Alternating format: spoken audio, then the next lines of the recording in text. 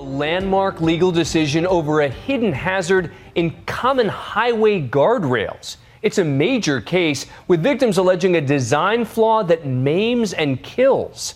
Our chief investigative correspondent Brian Ross brings us the details for our series Nightline Investigates.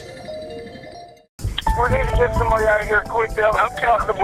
Today's verdict comes after a growing number of cases in which highway guardrails meant to protect instead killed or almost killed. All right, sir, I'm trying to locate you. It was just after midnight when Jay Traylor of North Carolina hit a guardrail head-on after nodding off. I'm really died. All right, we're trying to get some help. The long steel rail, seen in this photo from the back of the vehicle, sliced through Traylor's SUV like a thick, sharp spear, and then cut off both of his legs. I've lost my legs in a wreck.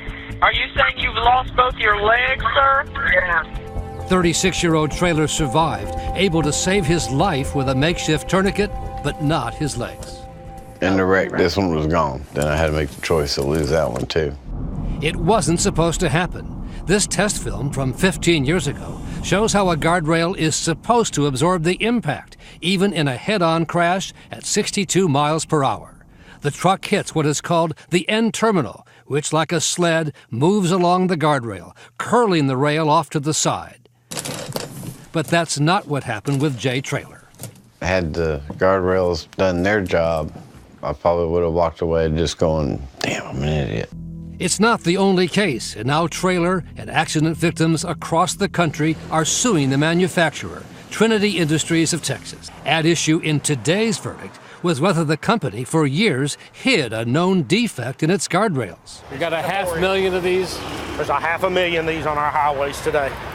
The lawsuit was brought by a competitor of Trinity, Josh Harmon, who says that the company tried to save a few dollars by quietly making a small change of just an inch, from 5 inches down to 4 inches, in the original design of its end terminal, which, he testified, created a significant flaw. They made all the differences to safety. Essentially, it's a complete different product. This animation shows what Harmon says happens with the original design, gliding along the rail and curling it off to the side. And then what he says can happen with the modified version. The guardrail jams up, breaks off, and the rail drives through the vehicle. Well, see, this is one of the identification marks of a fail where it bows the plate. See the plate? That should never happen. With real-life examples on highways across America, Harmon says. This failed. This is a classic failure. Trinity has turned over 2 sets of safety crash tests to defend itself with federal highway officials and prove its modified version performs just as well as the original. And despite the growing evidence of gruesome accidents, federal officials accepted Trinity's defense, saying its new version meets federal safety standards. Mr. Artemovich, Brian Ross from ABC News. The official who made that decision is Nick Artemovich, who declined to talk with us until we showed up at an industry conference. Why did you make that decision? Based on the evidence that was presented to us. And you think they're safe now on the highways? As I said, please talk to Office of Public Affairs. You can't answer that question? No, sir. Whether they're safe? Safety is a relative matter. Over the last week, a jury in Marshall, Texas, has been hearing the evidence produced by Harmon's lawyers.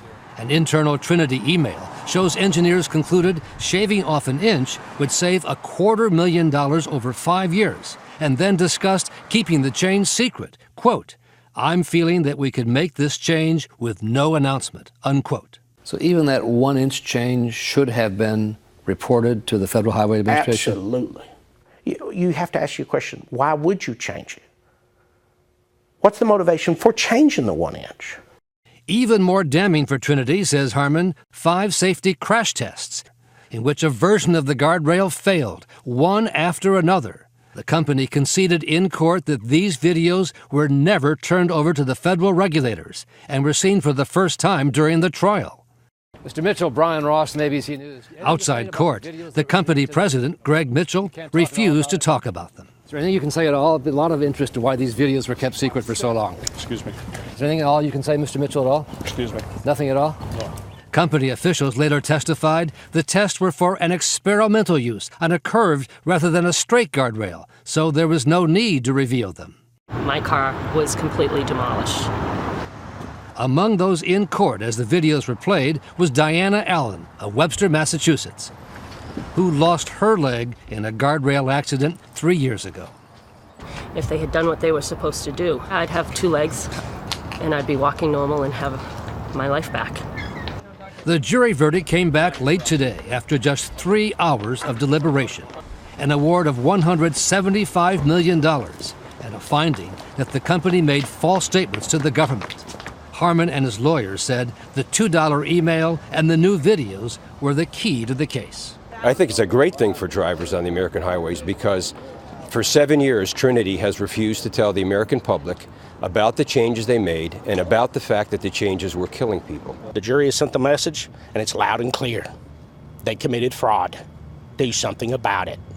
That's why we have regulatory agencies, to protect us all. In a statement, the company said it will appeal and that the verdict will not withstand legal scrutiny.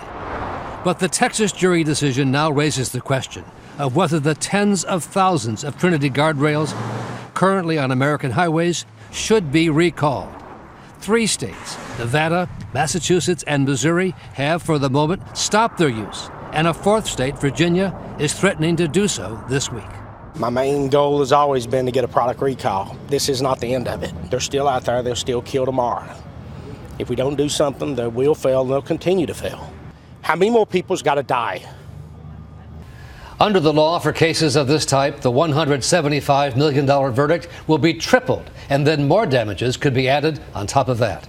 Ultimately, it could reach $1 billion, and that's before the lawsuits now pending brought by the families and victims of those who were killed and injured in guardrail accidents, Dan. $1 billion. That's right. Thanks, Brian.